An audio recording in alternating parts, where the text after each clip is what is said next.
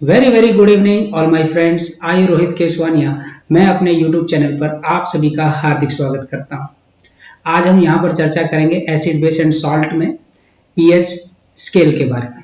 PH scale के अलावा मैं इसमें थोड़ा बहुत आपको सॉल्ट के बारे में भी जानकारी दूंगा और उसके हम कुछ क्वेश्चन आंसर्स आज क्या करेंगे, प्रैक्टिस करेंगे। तो चलिए बिना देर के हम स्टार्ट करते हैं आज का अपना लेक्चर। तो सबसे पहले आप यहाँ पर देख पा रहे होंगे pH scale. Acid base and salt के अंदर हमारा जो सबसे पहला जो टॉपिक है वो क्या है, पीएच स्केल। पीएच स्केल दिया किसने था? तो आप कहेंगे एसपीएल सोरेनसन। ये एक डेनिश केमिस्ट थे 1909 में। इन्होंने ये कॉन्सेप्ट क्या किया था, इंट्रोड्यूस किया था। इनका मानना था कि अगर हम पर्टिकुलर सॉल्यूशन के अंदर हाइड्रोजन आयन की कंसेंट्रेशन को अगर माप लें तो इसका मतलब हम उसकी एसिडिटी और बेसिसिटी क्या है बता सकते हैं। हम बता सकते हैं कि वो सॉल्यूशन एसिड है, बेस है या फिर न्यूट्रल है। और यहाँ पीएच मतलब पी का मतलब यहाँ पोटेंस, और जर्मन भाषा में पोटेंस कहा जाता है और इसका जो मतलब होता है वो है पावर। तो हम बोलते हैं पावर ऑफ हाइड्रोजन, है ना। पीएच स्केल में हम क्या करते हैं, जब मेजर करते हैं ना पीएच को 0 से, तो 0 क्या होता है यहाँ पर बहुत ही ज्यादा एसिडिक, मतलब वेरी एसिडिक, और वहीं 14 आपको क्या मिलेगा, वेरी एल्कलाइन, मतलब बेसिक नेचर क्या है आपको इसका देखने को मिलेगा। ये आप नीचे देख पा रहे होंगे पीएच स्केल है। इस पीएच स्केल के अंदर मैं आपको बताता हुआ चलूं, यहाँ पर ये जो 7 है ना, तो 7 का मतलब है न्यूट्रल है। जो हमारा वाटर होता है वो क्या होता है, न्यूट्रल होता है ना। न्यूट्रल वाटर हम क्या करते हैं, पीते हैं। अब इसके अलावा यहाँ 7 से अगर हम 1 की तरफ जाते हैं, मतलब इन यहाँ पर एसिडिक करेक्टर क्या होते चले जाएंगे, बढ़ते चले जाएंगे। और अगर हम 7 से आगे की तरफ जाएं 14 की तरफ, तो यहाँ पर क्या होगा, बेसिक करेक्टर क्या होते चले जाएंगे, बढ़ते चले जाएंगे। इसमें यह भी आपको बता दूं, 7 के आसपास अगर आपको कोई पीएच नजर आता है, जैसे कि 4, 5, 6, तो हम कहेंगे लेस एसिडिक। और वहीं 3, 2, 1 और 0 ये क्या कहलाएंगे, मोर एसिडिक कहलाएंगे। और वहीं अगर बेसिक करेक्टर में 8, 9, 10 आ जाए तो इसका मतलब क्या है, लेस बेसिक। और वहीं 11, 12, 13, 14 तो आप क्या कहेंगे, मोर बेसिक क्या है, आप यहाँ पर टर्म देंगे। अब आपके सामने यहाँ पर पीएच वैल्यू दे रखी है कुछ सब्सटेंसेस की, जो कि आपके एग्जाम के अंदर कई बार पूछी जा चुकी है। तो ये मोस्ट इंपॉर्टेंट है, तो आपको पता होना चाहिए कि इनका पीएच क्या रहेगा। जैसे मैं बात करूं यहाँ पर कंसंट्रेटेड हाइड्रोक्लोरिक एसिड, तो उसकी पीएच वैल्यू क्या रहती है, 0। और वहीं डाइल्यूट हाइड्रोक्लोरिक एसिड की अगर मैं बात करता हूं तो उसकी पीएच क्या रहेगी, 1। ऐसे ही सोडियम हाइड्रोक्साइड, क्योंकि बेस है, कंसंट्रेटेड है, तो इसका मतलब इसकी पीएच वैल्यू क्या रहेगी, 14 रहेगी। और वहीं डाइल्यूट सोडियम हाइड्रोक्साइड की अगर बात करते हैं तो उसकी 13, मतलब एक ही कम रहना है, आपको ध्यान रखिएगा। गैस्ट्रिक जूस, गैस्ट्रिक जूस की पीएच होती है भाई 1.4, क्योंकि HCl पाया जाता है वहां पर। और लेमन जूस की बात करें तो 2.5, जो कि गर्मियों के मौसम में बहुत ही जरूरी होता है लेमन जूस। बिना लेमन जूस के क्या नहीं हो सकता भाई, आप तरोताजा नहीं हो सकते। इवन मैं आपको बता दूं, अगर कोई डिहाइड्रेटेड है तो लेमन जूस जरूर पिए और वो डिहाइड्रेशन से बचें, और इस गर्मी से भी वो इजीली क्या कर पाएंगे, अपने आप को सर्वाइव कर पाएंगे भाई, बहुत गर्मियां पड़ रही है। इसके अलावा विनेगर, विनेगर का पीएच है जी 4.0। वहीं टोमेटो जूस 4.1। सलाइवा, देखो जब हम खाना खाते हैं ना, उससे पहले की बात करें तो पीएच रहता है जी बेसिक 7.4, और जैसे हम खाना खा लेते हैं ना तो उसके बाद पीएच चेंज हो जाता है और हो जाता है 5.8। ये क्लियर होना चाहिए। कॉफी 5 पीएच रहेगा, सॉफ्ट ड्रिंक्स 6। और वहीं ब्लड की अगर हम बात करें तो हमारा ये स्लाइटली क्या होता है, बेसिक होता है 7.4। और एग की बात करें तो 7.8, ये भी क्या होता है, बेस होता है। टूथपेस्ट 8.0 होता है भाई। और वहीं बेकिंग सोडा सॉल्यूशन की बात करें तो 8.5 आपको यहाँ पर पीएच क्या है देखने को मिलेगा। और वहीं वॉशिंग सोडा की 9.0, और वहीं प्योर वाटर की बात करें तो 7 पीएच क्या है, आपको ये याद करना है भाई। ये याद इसलिए करना है क्योंकि आप लोगों से ना इंक्रीजिंग ऑर्डर या फिर डिक्रीजिंग ऑर्डर से रिलेटेड क्या है क्वेश्चन पूछे जा सकते हैं, कि बताइए कि भाई ये आपके एग्जांपल्स हैं और आपको बताना है कि किसकी एसिडिटी ज्यादा है, किसकी बेसिसिटी ज्यादा है ना, तो उस तरीके से आपको जवाब देना होगा। अब बारी आती है यहाँ पर importance of pH in everyday life. हमारे जीवन के अंदर पीएच का बहुत अहम योगदान, सभी जानते हैं इस चीज को। जैसे देखें, अगर मैं कहूं कि कोई भी एनिमल है या फिर ह्यूमन बीइंग है, अगर उसको सरवाइव करना है ना, तो सरवाइव करना है तो वहां पर पीएच क्या है, अपना मुख्य तौर पे योगदान देता है। तो आप देखिए हमारी जो बॉडी है वो नैरो रेंज ऑफ पीएच, मतलब 7.0 से लेकर 7.8 पीएच पे क्या करती है, काम करती है। अगर इसे थोड़ा सा भी ऊपर नीचे हो जाए ना तो फिर इसका मतलब क्या है, डिसऑर्डर या फिर डिजीज होने के चांसेस बढ़ जाए। वहीं एक्वेटिक एनिमल्स की अगर मैं बात करता हूं, वो देखो river water with narrow range of the pH change. देखिए अगर थोड़ा सा भी चेंज हो जाता है पीएच वाटर का, तो भैया सिंपल सी बात है, जितने भी एक्वेटिक ऑर्गेनिजम्स हैं वो वहां पर सरवाइव नहीं कर पाए। देखिए कैसे, इसमें आपको एक एग्जांपल के तौर पे आपको समझा दूं। जो पीएच होता है ना रेन वाटर का, वो होता है जी 5.6, और हमने बताया कि 7 से लेकर 7.8 तक अगर पीएच है तो कोई दिक्कत नहीं है, वो सर्वाइव कर जाएगा। लेकिन 5.6 मतलब यहाँ पर एसिड रेन हुई, तो too much acid rain can lower the pH. तो इसका मतलब ज्यादा अगर मान लीजिए एसिड रेन होगी तो जो रिवर वाटर का जो पीएच है ना वो और ज्यादा क्या हो जाएगा, कम हो जाएगा। तो इसका मतलब वो हो जाएगा जी एसिडिक। तो वहां पे जितने भी एक्वेटिक एनिमल्स है ना उनका सर्वाइव करना बड़ा मुश्किल हो जाएगा, और इवन लास्ट में आपको क्या देखने को मिलेगी, उनकी डेथ देखने को मिलेगी, मतलब किल द एक्वेटिक एनिमल्स, ये एसिडिक मीडियम की वजह से। इसके अलावा मैं आपको बताता हुआ चलूं यहाँ पर सॉइल, पीएच एंड प्लांट्स। देखो सॉइल की अगर मैं बात करूं तो नरेंद्र मोदी जो हमारे देश के प्रधानमंत्री हैं, उन्होंने भी किसानों को काफी मतलब बताने का काम किया है कि किस प्रकार से हमारे यहाँ आसपास क्या है, लेबोरेटरीज खोली गई हैं, आप अपनी सॉइल को क्या करा सकते हैं, जांच करवा सकते हैं। उस सॉइल में ये पता लग सकता है कि आपकी जो खेत की जो मिट्टी है वो उपजाऊ है या नहीं है, मतलब उसमें नेचर कैसा है, उसमें एसिडिक नेचर है या बेसिक नेचर है या फिर न्यूट्रल है, वो सारी कंडीशंस क्या है आपको देखने को। तो उस आधार पे आपको क्या है, उसके अंदर क्या डालना है भाई, मैन्योर डालना है, फर्टिलाइजर डालना है, आप उस तरीके से यूज करें ताकि आप ज्यादा से ज्यादा पैदावार क्या है वहां से प्राप्त कर सके। तो मैं आपको बता दूं, ज्यादातर जो प्लांट है ना वो क्या करते हैं भाई, अगर बेस्ट पीएच होगा ना, तो अगर मान लीजिए बेस्ट पीएच किसको कहेंगे, 7 के नजदीक, अगर पीएच 7 से आसपास है तो प्लांट बहुत अच्छे तरीके से वहां पर क्या करेगा, सर्वाइव भी करेगा और इवन अपनी ग्रोथ भी करेगा। और मान लीजिए सॉइल ज्यादा एसिडिक है या फिर बहुत ही ज्यादा बेसिक है, तो प्लांट वहां पे ग्रो तो करेगा बैडली, मतलब प्रॉपर तरीके से वो ग्रो नहीं करेगा, और इवन मैं कह सकता हूं कि उनमें कोई ना कोई बीमारी क्या है फिर आपको देखने को मिल सकती है। ट्रीटमेंट कैसे करें जी, देखो एसिडिक सॉइल है, अगर पीएच कम हो गई, काफी कम हो चुकी है, अगर मान लो एसिडिक सॉइल है तो 4 हो सकती है, बेसिक सॉइल है तो हम कहेंगे 8.3 हो गई, तो हम क्या करते हैं, केमिकल ऐड करते हैं सॉइल के अंदर। केमिकल ऐड इसलिए करते हैं ताकि जो पीएच है ना वो 7 के आसपास आ जाए। अगर वो 7 के आसपास आ गए ना तो इसका मतलब आप जो भी फसल उगाएंगे वो प्रॉपर तरीके से उगेगी। पहला, अगर मान लो कि बहुत ही ज्यादा एसिडिक है तो उस दौरान आप quick lime calcium oxide, CaO formula होता है भाई, कैल्शियम ऑक्साइड क्विक लाइम को बोलते हैं, या फिर स्लेग लाइम कैल्शियम हाइड्रोक्साइड, मतलब CaOH वोल्टवाइज, CaOH वोल्टवाइज, ठीक है, या फिर चौक कैल्शियम कार्बोनेट मतलब CaCO3 का क्या कर सकते हैं आप उपयोग कर सकते हैं, और एसिडिक सॉइल को क्या कर सकते हैं, न्यूट्रलाइज करने का काम ये करेंगे। इसके अलावा अगर मान लीजिए कि बेस है जी, आपकी सॉइल में क्या हो गया जी, बेसिक नेचर हो गया, तो उसको रिड्यूस करना है। अब बेस ज्यादा है तो उस बेस को कम करने के लिए आप क्या करेंगे, वहां पर एल्कलिनिटी, मतलब वहां मैन्योर डाल दीजिएगा, डिकेइंग ऑर्गेनिक मटेरियल डाल दो, कंपोस्ट डाल दो वहां पे, तो उससे क्या होगा कि वहां पर एसिडिक मटेरियल क्या हो जाएगा, बढ़ेगा। जब एसिडिक मटेरियल बढ़ेगा तो इसका मतलब क्या हुआ, जो बेसिक नेचर था ना सॉइल का वो धीरे धीरे न्यूट्रल की तरफ क्या है आ जाएगा, और आपकी जो फसल है वहां पर बहुत अच्छे तरीके से क्या कर पाएगी, ग्रोथ कर पाएगी।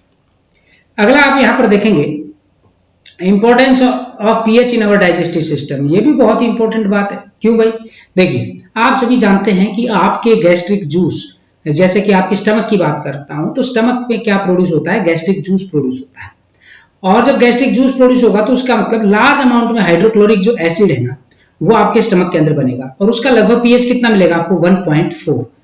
अब ये जो एसिड है ये आपको ज्यादा नुकसान नहीं पहुंचाएगा, मतलब ये जो एसिड है ये आपको ज्यादा नुकसान क्यों नहीं पहुंचाएगा, क्योंकि ये जर्म्स और बैक्टीरिया को किल करने का काम करते हैं। जो भी हम फूड खाते हैं ना उसके साथ साथ अगर मान लीजिए कोई बैक्टीरिया या फिर जर्म्स आ जाते हैं तो ये उनको किल करने का काम करते हैं। इवन मैं आपको ये बता दूं, बहुत सारी बीमारियों से भी बचाने का ये क्या करते हैं, काम करते हैं। अगर मान लें 1% आपके स्टमक के अंदर एसिड की कंसेंट्रेशन बहुत ही ज्यादा हो गई, बहुत ज्यादा कब होगी, जब हम तीखा खाना खाते हैं, मतलब स्पाइसी फूड खाते हैं, तो एसिडिटी क्या है आपके स्टमक के अंदर देखने को मिलेगी, उस कंडीशन को हम एसिडिटी ही बोलते हैं। अब मान लीजिए एसिडिटी हो गई तो पेन भी होगा आपके स्टमक के अंदर, तो आप क्या लेंगे, टैबलेट्स लेंगे ताकि उसको रिड्यूस किया जा सके। कौन सी टैबलेट लेंगे जी, आप कहेंगे जी हम तो एंटासिड लेंगे। अब ये जो एंटासिड है ना ये क्या करेगा, ये न्यूट्रलाइज करने का काम करेगा, क्या करेगा, एसिड को न्यूट्रलाइज करने का क्या करेगा, काम करेगा, क्योंकि एंटासिड तो क्या है, बेस है। जैसे कि magnesium hydroxide MgOH volt wise, जिसको हम मिल्क ऑफ मैग्नीशिया के नाम से जानते हैं, जो आपके स्टमक के अंदर एसिडिटी को क्या करता है, रिड्यूस करने का काम करता है, और जिसकी वजह से आपको जो पेन हो रहा था वो पेन नहीं होगा। इसके अलावा भाई pH change as the cause of a tooth decay. आप सोच के देखिए कि दांतों में कीड़े पड़ जाते हैं, है ना, दांत गल जाते हैं, ऐसा क्यों? क्योंकि आपका जो माउथ है ना, पीएच, माउथ का जो पीएच है वो 7 से ज्यादा ही होता है। सलाइवा जब प्रोड्यूस होता है माउथ के अंदर तो वो बेसिक नेचर का होता है। वहीं जब हम खाना खाते हैं तो ये पार्टिकल्स क्या है, हमारे मुंह के अंदर रह जाते हैं, मतलब माउथ के अंदर रह जाते हैं जब हम खाते हैं।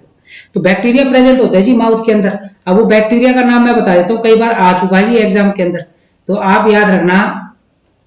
इसका नाम है स्ट्रेप्टोकोकस, लिख देता हूं मैं, स्ट्रेप्टोकोकस, स्ट्रेप्टोकोकस। इसके अलावा दूसरा है म्यूटेंस, स्ट्रेप्टोकोकस म्यूटेंस। स्ट्रेप्टोकोकस तो क्या होगा, जीनस, और म्यूटेंट क्या होगा, स्पीशीज। ये बैक्टीरिया हमारे माउथ के अंदर पाता है, और इसका मेजर फंक्शन यही है कि ये मीथेन गैस क्या करता है, प्रोड्यूस करने का काम करता है। जो बदबूदार जो होते हैं ना, जैसे मान लीजिए ब्रश नहीं करते, शाम को खाना खा लिया, सुबह उठ के क्या करेंगे, खाना सीधा चाहिए उन्हें, ब्रश नहीं करेंगे जाके। अगर मान लीजिए वो ब्रश करें तो सिंपल सी बात है, जो एसिडिटी हो रखी है आपके माउथ के अंदर वो रिड्यूस हो जाएगी, और आपको ये जो स्ट्रेप्टोकोकस जो म्यूटेंट्स हैं वो आपके दांतों को क्या नहीं कर पाएंगे, डीके नहीं कर पाएंगे। तो आप सभी जानते हैं कि जितना ज्यादा बैक्टीरिया वहां फंक्शन करेगा तो उसकी वजह से देखो, एक तो फूड पार्टिकल तो डिग्रेड होगा ही होगा, इसके साथ साथ हमारे जो टूथ है, दांत हैं, वो भी क्या है, टूटने लग जाते हैं, सड़ने लग जाते हैं, क्योंकि 5.5 से भी बिलो क्या चला जाता है, पीएच चला जाता है। और एडवाइस क्या दी जाती है, टूथपेस्ट करना चाहिए, क्योंकि वो जनरली बेसिक होता है, जो हमारे दांत को क्या करते हैं, साफ करते हैं। तो इसका मतलब क्या हो गया कि अगर मान लीजिए एक्सेस एसिड है तो उसको न्यूट्रलाइज करने के लिए आपको टूथपेस्ट का यूज करना पड़ेगा, जो क्या करेगा, आपके इस टूथ डीके से बचा सकेगा, या प्लेग आप बोल सकते हैं, उससे भी क्या कर सकेगा, ये बचा सकेगा। पायरिया बोलते हैं ना, पायरिया हो जाता है कि माउथ के अंदर विटामिन B12 की कमी के कारण। तो भैया दही वगैरह खाया करो। दही खाने से क्या है, आपको बता देता हूं कि बहुत सारे फायदे हैं, बहुत सारे फायदे। अगर किसी के सफेद बाल हो रहे हैं तो वो भी विटामिन B12 की कमी के कारण। इसके अलावा बाल झड़ रहे हैं विटामिन B12 की कमी के कारण। तो भैया दही है ना, एक रामबाण है, गर्मी से भी बचाने का काम करेगा, और साथ साथ आपको ये बताता हुआ चलूं कि उसके अंदर ज्यादातर क्या है, विटामिन आपको देखने को मिलते हैं, जो हमारी बॉडी के ग्रोथ एंड डेवलपमेंट के लिए बहुत ही जरूरी होते हैं। ठीक है भाई, फोर्थ पॉइंट आप देखेंगे पीएच का ही, तो मैं कहूं कि self defence by animals and plants through the chemical warfare. अब आपको पता है कि बहुत सारे ऐसे भी प्लांट हैं, बहुत सारे ऐसे भी एनिमल्स हैं जो क्या करते हैं भाई, जो बेस क्या करते हैं, या मतलब एसिड क्या करते हैं, रिलीज करने का काम करते हैं। जैसे कांटे होते हैं ना, जैसे मान लीजिए हनी बी ने काट लिया जी आपको, आप मतलब मधुमक्खी का छत्ता तोड़ने के लिए चले गए गलती से, और मधुमक्खी ने जी आपको काट लिया, काट लिया तो आपको उस एरिया में क्या होगा, इरिटेशन होगी, पेन होना स्टार्ट हो जाएगा। और आप अगर मान लीजिए उस पेन को रिड्यूस करना चाहते हो तो वहां पर बेकिंग सोडा का पेस्ट क्या कीजिए, अप्लाई कीजिए। अगर आपने बेकिंग सोडा पेस्ट वहां पर लगा लिया टाइम, तो जो एसिड है वो क्या हो जाएगा, न्यूट्रलाइज हो जाएगा, और आपको सूजन वहां पर नहीं आएगी। ऐसे ही प्लांट किंगडम में एक है नेटल, जिसको बिच्छू बूटी के नाम से जानते हैं, हर्बेशियस प्लांट होता है, और ये मतलब जंगली इलाके में क्या है, ग्रो करता है। तो आप सोच के देखिए, इनकी जो नेटल लीव्स होती है ना, पत्तियां जो होती हैं, इनमें छोटे छोटे क्या होते हैं, स्टिंगिंग हेयर्स होते हैं। अगर मैं कहूँ ये इस तरीके की लीफ अगर मैं बनाऊं तो इनके ऊपर ये ऐसे छोटे छोटे क्या होते हैं, हेयर्स क्या होते हैं, प्रेजेंट होते हैं। स्टिंगिंग हेयर्स क्या है, आपको यहाँ पर देखने को मिलेंगे, स्टिंगिंग हेयर्स। ठीक है भाई, और ये जो स्टिंगिंग हेयर्स है ना, आपको बता दूं, जब भी अगर मान लीजिए हम इसको टच करते हैं एक्सीडेंटली, अगर मान लो अचानक से टच हो गया, तो ये स्टिंगिंग हेयर की जो चीज है ना, ये मिथेनोइक एसिड क्या करती है, हमारे स्किन के अंदर इंट्रोड्यूस कर देती है, जिसकी वजह से हमें पेन होना स्टार्ट हो जाता है। और जब पेन होगा तो इसका मतलब आपको यहाँ पर फिर दोबारा से बेकिंग सोडा ही लगाना पड़ेगा, जिसकी वजह से आप क्या हो सकते हैं, उस इरिटेशन या फिर पेन से क्या है, बच सकते हैं। तो नेटल स्किन आपको मैं बता देता हूँ, जहां पर भी ये नेटल स्टिंग प्लांट आपको देखने को मिलता है, तो उसके आसपास आपको डॉग प्लांट भी देखने को मिल जाता है। अब ये डॉग प्लांट कैसे होते हैं, बेसिक केमिकल्स होते हैं, जो कि क्या करते हैं, मिथेनोइक एसिड को न्यूट्रलाइज करने का काम करते हैं। अब है हमारा जो नया टॉपिक, मैंने आपको बताया था कि भाई मैं आप लोगों को आज थोड़ा सा सॉल्ट्स के बारे में भी इंट्रोड्यूस करूंगा, क्योंकि सॉल्ट से रिलेटेड भी बहुत सारे क्वेश्चंस क्या हैं आप लोगों के पूछे गए हैं, और मैं चाहूंगा कि 1 या 2 वीडियो और बने सॉल्ट्स की, और उसमें जितने भी सॉल्ट्स हैं ना वो सारे के सारे सॉल्ट्स आपको यहाँ पर क्या है मैं करवा दूँ, क्योंकि इंपॉर्टेंट वन है। एग्जाम में क्वेश्चन यहाँ से पूछा जाता है, चाहे एस्टेट हो, चाहे केवीएस हो, चाहे एनवीएस हो, इसके अलावा डीएसएसबी का कोई दे रहा हो, या फिर आप टीजीटी चंडीगढ़ का पेपर देने जाएंगे तो वहां पर भी यहाँ से क्वेश्चंस क्या है आपको मैक्सिमम देखने को मिलेंगे। तो भैया ये मल्टीपल टाइम एक बार रिवाइज जरूर कर लीजिएगा, क्योंकि ये सारे के सारे क्वेश्चंस आपके एग्जाम के लिए ही हैं और ये आपको बेनिफिट भी देंगे। सॉल्ट्स की अगर मैं बात करता हूं तो देखिए, या तो पार्शियली या फिर कंप्लीट रिप्लेसमेंट हो जाती है हाइड्रोजन आयन की एस मतलब ions of N acid by a metal. तो मेरा कहने का मतलब ये है कि या फिर पार्शियली या फिर कंप्लीट रिप्लेसमेंट आपको हाइड्रोजन आयन की देखने को मिलती है मेटल के द्वारा या फिर इलेक्ट्रोपॉजिटिव आयंस के द्वारा, तो उसको हम सॉल्ट के नाम से जानते हैं। देखिए H2SO4 है, यहाँ पर NaOH है, यहाँ सोडियम हाइड्रोजन सल्फेट बना, तो इसका मतलब यहाँ पर पार्शियली क्या हुआ है, रिप्लेसमेंट हुआ है और साथ में वाटर बना है ना। तो इसका मतलब यहाँ पर पार्शियली आपको क्या है रिप्लेसमेंट देखने को मिली है। वहीं सल्फ्यूरिक एसिड ने हमने सोडियम हाइड्रोक्साइड के साथ रिएक्ट कराया और सोडियम सल्फेट बना और वाटर बना, तो इसका मतलब यहाँ पर कंप्लीट रिप्लेसमेंट क्या है आपको देखने को मिल रही है, और यहाँ पर हाइड्रोजन एटम क्या हो रहे हैं, दोनों के दोनों रिप्लेस हो रहे हैं। ऐसे और भी सब्सटेंस है जैसे कि neutralisation by an acid with base. अगर आपने एसिड की रिएक्शन बेस के साथ करा दी तो सिंपल सी बात है, क्या बनेगा भाई, सॉल्ट ही तो बनेगा। जैसे कि HCl है, आपने सोडियम हाइड्रोक्साइड के साथ रिएक्ट कराया तो क्या बना, सोडियम क्लोराइड, और साथ में क्या रिलीज हुआ, तो आप कहेंगे वाटर क्या हुआ, यहाँ से रिलीज हुआ। ऐसे ही जो सॉल्ट है, जो ionic compound which dissolve in water dissociate to positive ion other than hydrogen ions. कई बार क्या होता है कि आपके पास आयनिक कंपाउंड है ना, आपने वाटर के अंदर उसको डाला, तो इसके अलावा क्या है कि हाइड्रोजन आयन के अलावा क्या है यहाँ पर, तो आप कहेंगे अदर देन हाइड्रोजन आयंस, तो हम उसको सॉल्ट ही कहेंगे। तो कहने का मतलब a salt is ionic compound which dissolve in water dissociate to positive ions other than hydrogen ion and negative ions other than hydrogen ions, तो उसको हम क्या कहेंगे, सॉल्ट के नाम से कहेंगे। केवल इतनी सी बात कह रहे हैं कि अगर आपने सोडियम क्लोराइड लिया एग्जांपल के तौर पे, पानी में मिला दिया, तो भैया हाइड्रोजन और हाइड्रोक्साइड आयन को छोड़ के बाकी क्या है, पॉजिटिव और नेगेटिव आयन आपको देखने को मिले, जैसे कि सोडियम आयन है, क्लोराइड आयन है ना, तो इसका मतलब ये क्या कहलाएंगे, सॉल्ट कहलाएंगे। ऐसे सल्फ्यूरिक सल्फेट कॉपर सल्फेट है, वाटर के साथ रिएक्ट कराया, कैल्शियम आयन अलग हो गए, सल्फेट क्या हो गए, यहाँ से अलग हो गए। और इसके अलावा मैं आपको बता दूं ये सॉल्ट है, और ये इंपॉर्टेंट वन आपको याद रखना भाई, क्यों, क्योंकि यहाँ से कई बार क्वेश्चन आ चुका आपका एग्जाम के अंदर, तो ये ध्यान रखिएगा। आपके सामने है कि बहुत सारे सॉल्ट दे दिए मैंने। अब सॉल्ट अगर मान लीजिए सल्फ्यूरिक एसिड से प्राप्त कर लिया आपने, किससे प्राप्त कर लिया, सल्फ्यूरिक एसिड से, तो उसको सल्फेट कहेंगे, जैसे कि सोडियम सल्फेट, कॉपर सल्फेट। ऐसे ही अगर सॉल्ट नाइट्रिक एसिड से प्राप्त किए तो उसको नाइट्रेट कहा जाएगा, पोटासियम नाइट्रेट और सोडियम नाइट्रेट। ऐसे ही हाइड्रोक्लोरिक एसिड से आपने प्राप्त किए हैं सॉल्ट, तो क्लोराइड सॉल्ट कहेंगे, sodium chloride, calcium chloride, potassium chloride. ऐसे ही फॉस्फोरिक एसिड से आपने सॉल्ट प्राप्त किया तो फॉस्फेट कहा जाएगा, कैल्शियम फॉस्फेट, सोडियम फॉस्फेट और मैग्नीशियम फॉस्फेट। और कार्बोनिक एसिड से सॉल्ट प्राप्त किए तो उनको कार्बोनेट्स कहा जाएगा, sodium carbonate, potassium carbonate, calcium carbonate. और इसी प्रकार से एसिटिक एसिड से अगर आपने सॉल्ट प्राप्त किए हैं तो उसको एसीटेट्स कहा जाएगा, सोडियम एसीटेट है ना, कैल्शियम एसीटेट और लेड एसीटेट। ये फॉर्मूले जरूर याद कीजिएगा, बस इंपॉर्टेंट वन है, आपको पहले ही बता चुका हूं, क्योंकि यहाँ से क्वेश्चन आपका मैक्सिमम क्या है पूछा जाता है। अब यहाँ पर देखेंगे भाई, थोड़ा सा मैं बड़ा कर लेता हूँ इसको, आपके सामने क्वेश्चन नंबर 25 स्क्रीन के ऊपर।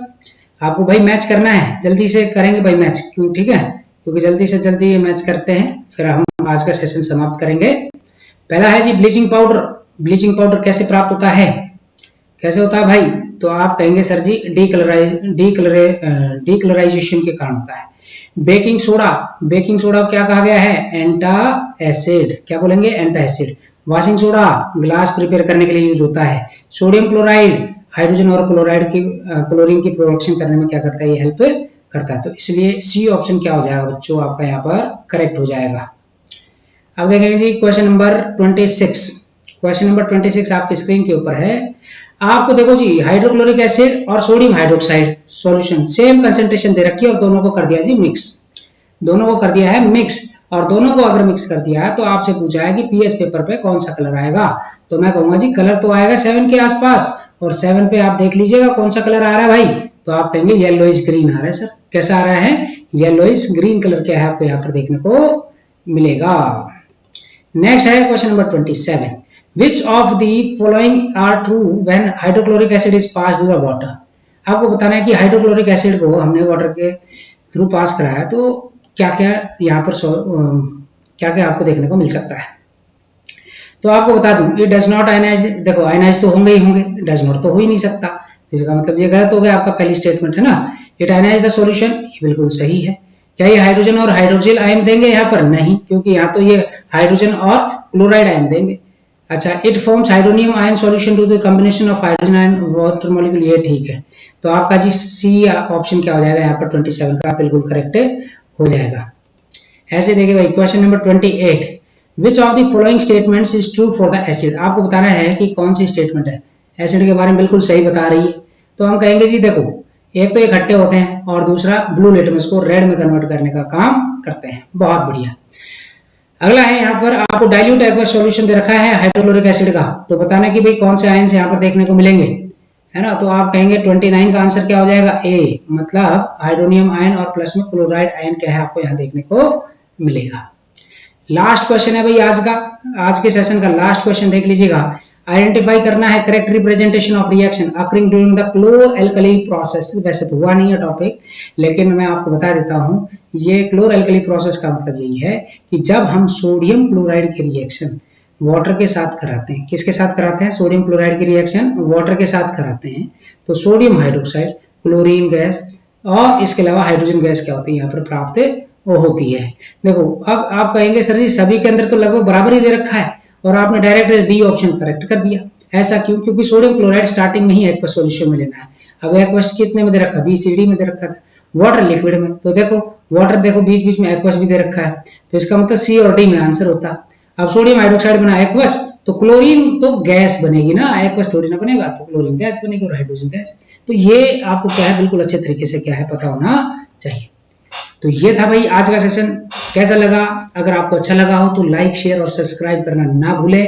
और आपको मैं बता देता हूं, ये एस्टेट के रिगार्डिंग सबसे ज्यादा है, क्योंकि एस्टेट में पूछे जाने वाले जो क्वेश्चंस हैं वो सारे के सारे मैं आपको बहुत ही अच्छे तरीके से प्रैक्टिस कराऊंगा, बिल्कुल फ्री ऑफ कॉस्ट। आपसे कोई पैसा नहीं लिया जा रहा है, बस आपका थोड़ा सा समय लिया जा रहा है कि आप मेरे वीडियो को लाइक करें, शेयर करें, सब्सक्राइब करें और पूरा देखें और अपने एग्जाम को क्या करें, करेक्ट करें।